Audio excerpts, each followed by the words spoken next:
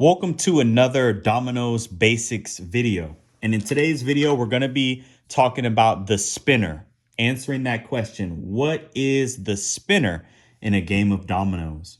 So let's say this is a fresh game. Here is my hand, player one, and then the hand of player two is going to be sitting across from me. So when I first look at my dominoes, you see I don't have a large double. I do have double deuce there, but I don't have double six. I don't have double five. I don't have double four. So in a fresh game, the largest double plays first. So the largest double in general is double six, followed by double five, double four, double tray, double deuce, double ace, and finally double blank.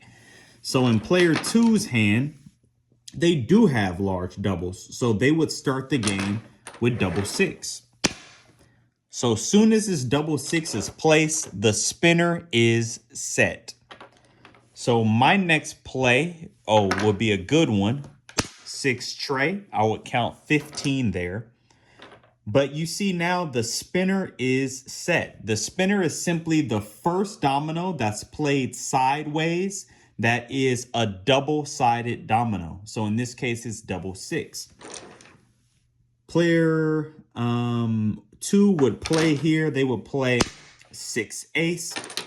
And now the spinner is set. So now, since we have a spinner here, a player can now play on the other sides of the spinner as well.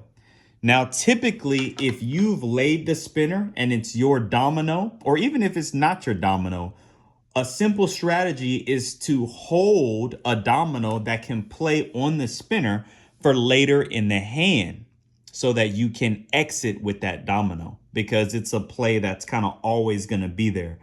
So that is a simple strategy. So here, my next play in this case, I'm going to throw the aces up.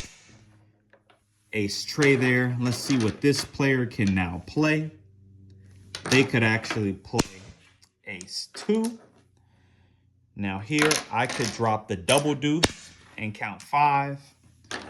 Player two would then use the deuce four and count five also.